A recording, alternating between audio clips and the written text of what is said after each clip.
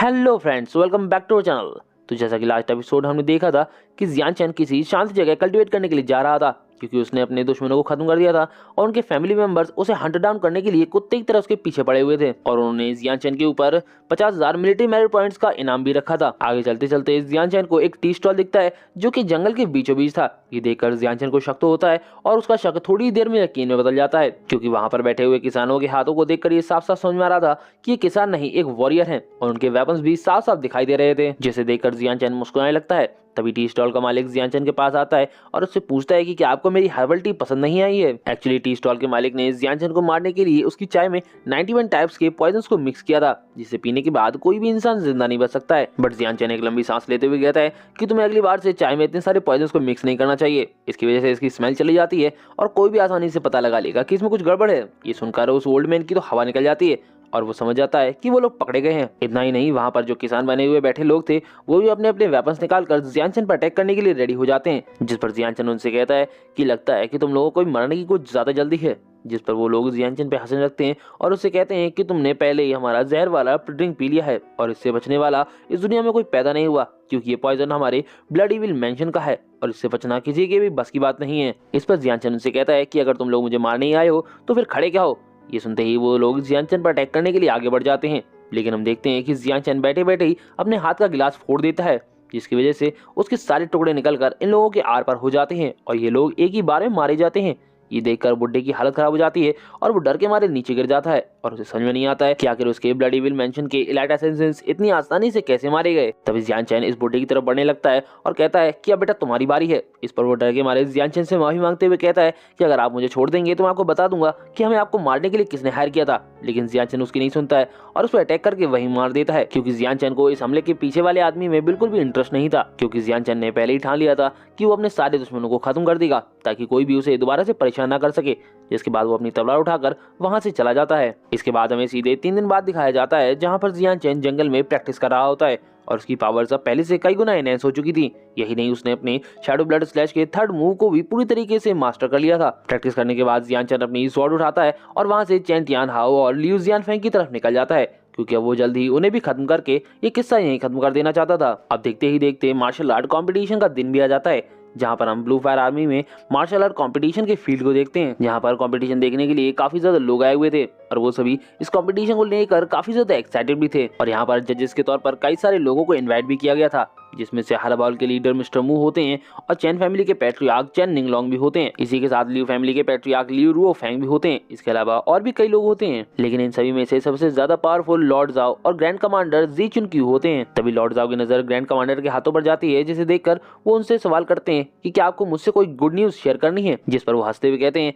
कि तुम मुझे बहुत अच्छे से जानते हो, लेकिन ये सब एक सरप्राइज है। तभी ग्रैंड कमांडर से लियू फैमिली के पैट्रियार्क पूछते हैं कि आपके पास जो तीसरी चेयर है वो किसके लिए है, उस पर कौन बैठेगा। तो मिस्टर मूवी उनसे पूछते हैं कि मुझे भी इसी बात का डाउट है, क्योंकि अभी तक आर्मी लॉर्ड यहाँ पर नहीं आए हैं, तो इस पर कौन बैठेगा। और चैन फैमिली के पैट्रियार्क भी उनसे पूछते हैं कि क्या हाउटियन सेक्ट से कोई यहाँ इस कंपटीशन को देखने के लिए आ रहा है या फिर कोई नया ग्रैंड कमांडर यहाँ पैदा हो गया है। जिस पर ग्रैंड कमांडर हंसने लगते हैं और उन्हें इधर उधर के गैस करने के लिए मना करते हैं, क्योंकि ये एक सरप्राइज है। जिसके बाद उनसे कहते हैं कि बस हमारा सरप्राइज कुछ ही देर में आने वाला है, और फिर कुछ ही देर में वहां पर उनका सरप्राइज भी आ जाता है। सरप्राइज को इतनी स्पीड में आता हुआ देखकर मिस्टर मुंह का मुंह खुला का खुला रह जाता है, और जब वो सरप्राइज आता है तो हमें पता लगता है कि ये कोई और नहीं लियून फैंग है, जो कि अब एक कमांडर बन चुका है। लियून फैंग को देखकर मिस्टर मुंह मना कर देते हैं कि वो वहां नहीं बैठ सकता है, इसकी तो इतनी क्वालिफिकेशन भी नहीं है। यही नहीं, चैन फैमिली के पैट्रियार्क और लियू फैमिली के पैट्रियार्क भी इस बात के लिए एग्री करते हैं कि लियून फैंग को उस जगह नहीं बैठाना चाहिए। और लॉर्ड जाओ भी गुस्सा करते हुए ग्रैंड कमांडर से कहते हैं कि कहीं तुम्हारा दिमाग तो नहीं खराब हो गया है, लियून फैंग के पास यहाँ पर बैठने की कोई क्वालिफिकेशन नहीं है। तो ग्रैंड कमांडर हंसते हुए बताते हैं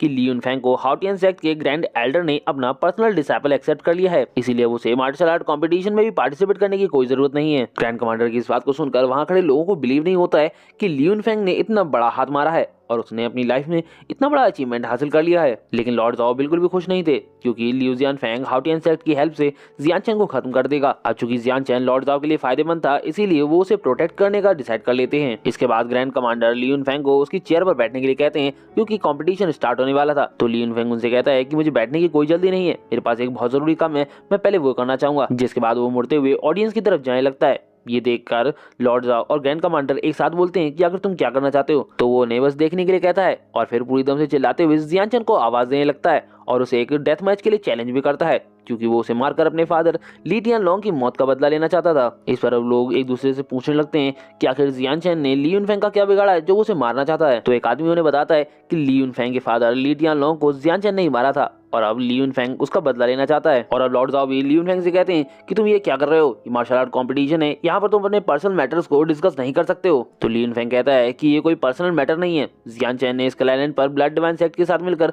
हमारे ही सोल्जर्स को मारा है और मैं ब्लू फायर आर्मी की तरफ से उसको सजा देना चाहता हूँ। उसकी इस बात को सुनकर लॉर्ड जाओ गुस्से में आ जाते हैं और वो अपनी पावर्स को रिलीज करते हुए कहते हैं कि तुम ये कैसे कर सकते हो कि जियान चैन गिल्टी है, तुम्हारे पास इसका कोई प्रूफ नहीं है और वैसे भी मैं मरा नहीं हूँ, अभी तक मैं जिंदा हूँ और इन्वेस्टिगेशन करना मेरा काम है। इसी के साथ वो ली युनफेंग की तरफ भी बढ़ने लगते हैं। ये देखकर ग्रैंड कमांडर उनके बीच आ जाते हैं और लॉर्ड जाओ को रोकते हुए कहते हैं कि आप ये क्या कर रहे हैं, ली युनफेंग मेरा दोस्त है और आप सबके सामने इस पर प्रेशर डालकर मुझे पब्लिकली ऑफेंड करने की कोशिश कर रहे हैं। इसी के साथ वो भी अपनी पावर्स को रिलीज करने लगते हैं और हम देखते हैं कि अब ये दोनों ही एक दूसरे से फाइट करने के लिए रेडी हो जाते हैं। इन दोनों को गुस्से में देखकर मिस्टर मू इन दोनों को शांत कराने लगते हैं और चैन फैमिली के पैट्रियार्क भी कहते हैं कि आप लोग उस आदमी के लिए लड़ रहे हैं जो कि यहाँ पर आने की हिम्मत तक नहीं कर रहा है। इस पर जियान चैन वहां आते हुए कहता है कि किसने कहा कि मेरे पास हिम्मत नहीं है आने की, जिस पर सभी लोग जियान चैन की तरफ देखने लगते हैं। तो जियान चैन ली युनफेंग से कहता है कि तुम मेरा ही इंतजार कर रहे थे, अब मैं आ चुका हूँ। जियान चैन को वहां देखकर सभी लोग हैरान हो जाते हैं और उन्हें बिलीव नहीं होता है कि जियान चैन वाकई यहाँ पर आ चुका है और कई लोग अपना माथा पकड़ लेते हैं कि जियान चैन कितना बड़ा पागल है जो वो यहाँ मरने के लिए आ गया और वो लोग अगर जियान चैन की जगह होते तो वो ऐसी जगह छिप जाते जिससे वो कभी भी किसी को भी नजर नहीं आते। इधर जियान चैन को अपने सामने देखकर ली युनफेंग का पारा भी हाई हो जाता है और वो भी गुस्से में जियान चैन से कहता है कि पहले तो तुमने मेरे फादर को मारा, उसके बाद तुम हमारे दुश्मन ब्लड डिवाइन सेक्ट के साथ मिल गए, उसके बावजूद भी तुमने यहाँ आने की हिम्मत कैसे की। तो जियान चैन उससे कहता है कि पहली बात तुम ये डिसाइड नहीं कर सकते हो कि मैं गिल्टी हूँ भी या नहीं और दूसरी बात तुम्हारे फादर की क्राइम से उसकी मौत भी एक्सप्लेन नहीं कर सकी। जियान चैन के इस बेइज्जती भरे जवाब को सुनकर ली युनफेंग को गुस्सा आ जाता है और वो जियान चैन को मारने के लिए उसकी तरफ बढ़ने लगता है, जिस पर लॉर्ड जाओ जियान चैन के सामने आते हुए उसे डिफेंड करने लगते हैं और ली युनफेंग से कहते हैं कि किसी भी क्राइम को इन्वेस्टिगेट करना और दोषी को सजा देना ये सब डार्क शैडो एनफोर्समेंट टीम का काम है और वैसे भी जियान चैन के मैटर को हम मार्शल आर्ट कंपटीशन के बाद भी डिस्कस कर सकते हैं। इसी के साथ वो ली युनफेंग को एडवाइस देते हैं कि उसे अब ये चुपचाप वापस हट जाना चाहिए वरना उसका फ्यूचर भी इस समय खराब हो सकता है। जिस पर ग्रैंड कमांडर ली युनफेंग को रुकने के लिए कहते हैं तो वो उनसे पूछता है कि आप भी ऐसा क्यों कर रहे हैं, जिस पर वो उसे समझाते हैं कि लॉर्ड जाओ जियान चैन की साइड ले रहे हैं और अगर तुम उसे कोई भी एविडेंस अपने खिलाफ दोगे तो ये तुम्हारे लिए ही बुरा होगा और वैसे भी फाइट में अभी चैन टियानहाओ और लिू जियानफेंग भी मौजूद हैं जो कि जियान चैन को सर्वाइव करने का मौका नहीं देंगे। इस पर अब ली युनफेंग भी उनकी बात को समझ जाता है और वहां से जाने लगता है और जाते हुए जियान चैन को क्रॉस करते हुए कहता है कि तुम बहुत ज्यादा लकी हो जो तुम्हें जिंदा रहने के लिए कुछ और टाइम मिल गया है, इसीलिए अपने आखिरी शब्द सोचे रखना। जिस पर जियान चैन भी उसको कहता है कि तुम भी अपने आखिरी शब्द सोच के रखना। इसके बाद ली युनफेंग अपनी चेयर पर जाकर बैठ जाता है और लॉर्ड मूवी सबके सामने आते हुए कहते हैं कि जब चूंकि सभी लोग आ चुके हैं तो हमें ये मार्शल आर्ट कंपटीशन स्टार्ट करने में कोई प्रॉब्लम नहीं होगी। इसी के साथ वो मार्शल आर्ट कंपटीशन भी स्टार्ट कर देते हैं और उनके इस मार्शल आर्ट कंपटीशन को स्टार्ट करते ही ये एपिसोड यहीं खत्म हो जाता है। वीडियो पसंद आई हो तो लाइक शेयर कमेंट करना ना भूलें। Thanks for watching.